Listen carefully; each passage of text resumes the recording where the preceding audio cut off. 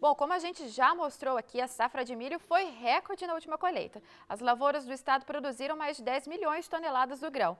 Mesmo assim, o milho sofreu uma alta no preço e sobrou para os produtores de frango que tiveram que aumentar, aliás, o preço do quilo da ave. No Brasil, a avicultura consome por mês 3 milhões de toneladas de milho. Enquanto o grão está sendo exportado para fora do país, o avicultor tem que reduzir a sua produção. Mas quem vai explicar melhor essa história para a gente é o Ático, economista do DERAL, que já está ao vivo aqui no estúdio. Seja bem-vindo ao P Notícias, Ático. Obrigado. Bom, Ático, né, como a gente já comentou aí, né, o milho foi recorde. Mesmo assim, teve perdas na produção? O problema não é no Brasil. Nós tivemos também no Brasil, no início, na safra, porque não é só milho que é comida para o frango e para o suíno, né? Nós temos a soja, que é um ingrediente importante na ração. Então, no ano passado, nós tivemos uma seca muito grande no Cone Sul, que é o sul do Brasil, Paraguai e Argentina. Só no Paraná, nós perdemos 5 milhões de toneladas. A gente estava previsto 15 milhões, produzimos 10 milhões de soja. E depois, as notícias, com o passar da safra americana, uma seca muito grande, a maior seca dos últimos 50 anos, que é uma perda muito grande de soja e de milho. Para ter uma base, mais ou menos, o Paraná está produzindo 10 milhões de toneladas. A perda nos Estados Unidos é de 100 milhões de toneladas de milho.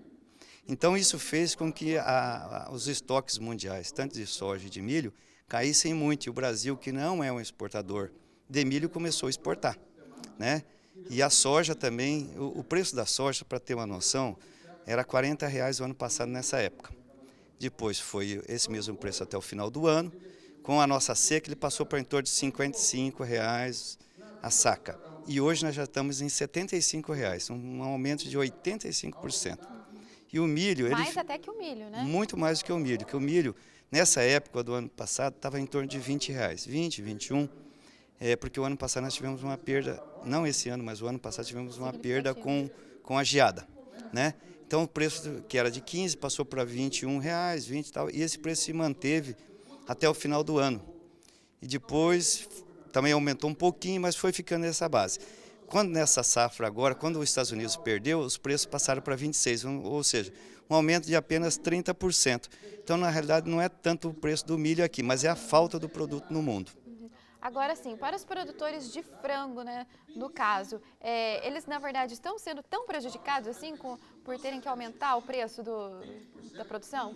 Não, na realidade os produtores, quem sofre muito são as integradoras, né? Porque nossos produtores são todos integrados, pelo menos no Paraná, eles são integrados. Então o produtor nosso é fornecido a ração, medicamentos e todos. O produtor ele tem um ganho pela produtividade, então não é os produtores independentes, é mais do suíno, que não tem muito na nossa região. Então no Brasil muitas granjas fecharam, já estava ruim o preço e agora com o preço do suíno está ficando pior. Por isso que tem de subir o preço. Infelizmente para o consumidor, se não subir o preço, eles param de produzir, aí os preços serão maiores ainda. Em compensação, Ático, a gente vê essa seca, né, que a gente está passando, hoje ainda deu uma chuvinha, né? E o preço da carne bovina baixando, né? Então, como que a gente pode fazer uma comparação aí com o aumento de preço e baixa de preço da carne? A gente tem uma noção, a gente pensa que as coisas funcionam na nossa região.